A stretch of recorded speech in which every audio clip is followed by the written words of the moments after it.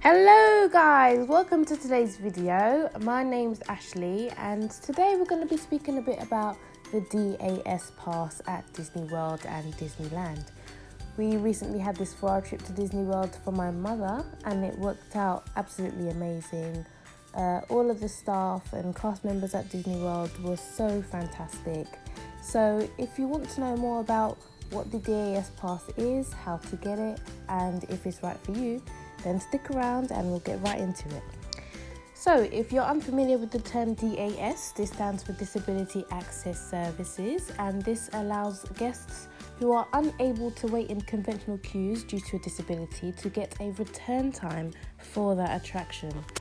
So let's say you have a child who has autism, but you know that their favourite ride in the whole wide world is the Peter Pan ride in Magic Kingdom, but you also are aware that the wait time for that ride is 60 minutes, and you know your child won't be able to wait in the line for that long. All you have to do is go up to a cast member at that attraction and tell them that you would like a return time for that ride, and they will tell you to come back in 60 minutes. Now, in that meantime, you can maybe take a rest, grab a snack, or you can even go on another attraction that wait time is a lot shorter. But one thing that you can't do is book 2 attractions on the DAS pass at once. You can only do it one at a time, okay guys?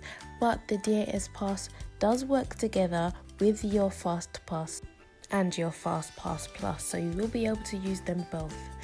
And the great thing about the DAS pass is that it lasts for 14 days. So that means for your whole trip to Disney, you only need to go to guest relations once, and then it will be set up for your 14-day trip to Disney World.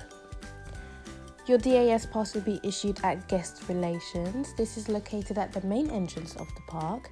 Now, a lot of people tend to think that you can only get it at Magic Kingdom, but this isn't the case. You can get it at all parks in Disney World and Disneyland. I know we got ours from Animal Kingdom, but you can also get it at Epcot and Hollywood Studios. But if you can't find where it is, I'm sure a cast member will be more than happy to show you exactly where it is and point you in the right direction. Now, once you get to guest relations, all you have to do is go up to the desk and a cast member will ask you a series of questions. Now, guys, do not panic on what these questions will be. They're just making sure that the DAS pass is correct for you and it's the right thing. Sometimes someone may not need a DAS pass, sometimes they may just need a wheelchair, or Disney can provide other services or assistance in another situation. But they will ask you why you feel the DAS pass is correct for you and why you feel like you won't be able to wait in queues as long as the rest of the people. Now, they ask these questions because sadly guys, some people like to cheat the system and they like to lie a little bit with Disney, which is sad because when we all think of Disney, we think of a happy place where nobody lies. But yeah, no, sadly that isn't always the case, guys. So please, if you are going to the guest relations, just make sure you do tell the truth and you're honest with them. You know, just explain the situation and Disney will be more than happy to accompany you in any situation and make sure that your trip is as special and as magical as possible. So once you complete your questions, you are then logged onto the system and they take your details, your name, they take a photograph of you, and they also log in your magic band and everyone else in your party's magic band. And you will all be logged onto the system so that any attraction that you go on, you will already be set up and you can just tap your magic band on the Fast Pass tap dock and you'll be ready to go. The DAS pass works for all attractions at Disney, but unfortunately it does not work for meet and greets in Disney World. So now your DAS pass is all set up and you're ready to go on your first attraction. Once you get your return time for your attraction, you'll be told to go through the Fast Pass line, which is a lot shorter than the regular queue, and then you'll be off to enjoy your ride.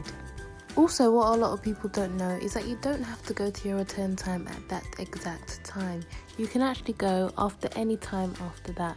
So for example, if you've been given a return time for Jungle Cruise at 3 o'clock, you can go any time after 3 o'clock. It doesn't have to be 3 o'clock on the dot. So that is it, everyone. That's all there is to it. If you guys have any more questions that you would like to ask me, please leave them in the comment sections below.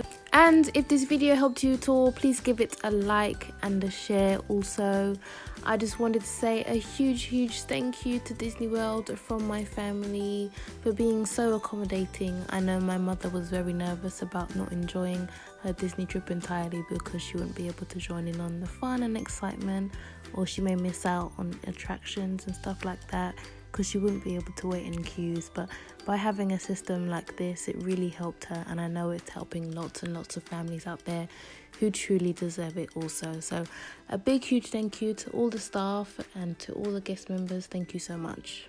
So that's it for now, guys. Thank you so much for tuning in, and I'll see you again next time. Bye.